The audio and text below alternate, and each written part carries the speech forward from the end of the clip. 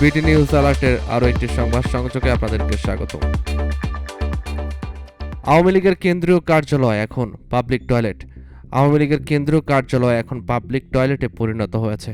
একসময় রাজনৈতিক ক্ষমতার কেন্দ্রবিন্দু, গত কয়েক মাস আগেও যেখানে প্রবেশ করতে লবিং করতে হতো, এখন প্রবেশ করা তো দূরের কথা, দুর্গন্ধে এর সামনে দিয়ে হেঁটে পার হওয়াও যেন দুষ্কর।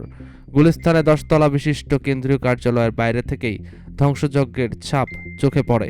পোড়া দেওয়ালগুলো ছাড়া কোনো কিছুই অবশিষ্ট নেই। স্টিলের তৈরি নাম ফলকগুলোও খুলে ফেলেছেন বিক্ষুব্ধ জনতা।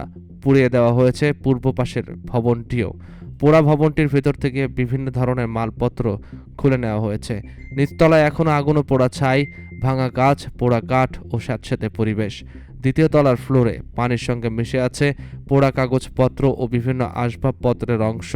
আগুনে পুড়ে যাওয়া কাগজপত্র, ভাঙা কাজ এখনও বিক্ষিপ্তভাবে ছড়িয়ে ছিটিয়ে রয়েছে। বিভিন্ন ধরনের মাদকের বোতল দেখা গিয়েছে প্রতিটি তলায়। জানা যায় 5 আগস্টের পর থেকে আওয়ামী লীগের কেন্দ্রীয় কার্যালয় অরক্ষিত। দলের কোনো নেতাকর্মী আর কার্যালয়ে আসেন না, ফলে মাদকসেবী সহ ছিন্নমূলের অনেকেই সেখানে অবাধ প্রবেশ করেন। কার্যালয়টির নিচতলা পরিণত হয়েছে পাবলিক টয়লেটে।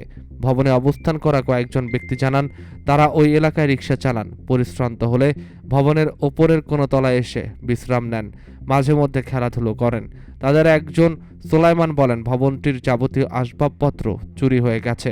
এখনও ভবনটির বিভিন্ন অংশে রড কেটে নিয়ে যাচ্ছে কেউ কেউ। কিছু মানুষ ভবনটিতে নিয়মিত মাদক সেবন করে বলেও জানান তিনি। পথচারী শফিউল ইসলাম বলেন, আওয়ামী লীগ যেমন কর্ম করেছে তেমন ফল ভোগ করছে। এই ভবন থেকে তারা দেশের মানুষের ওপর নির্যাতনের নকশা আঁকত।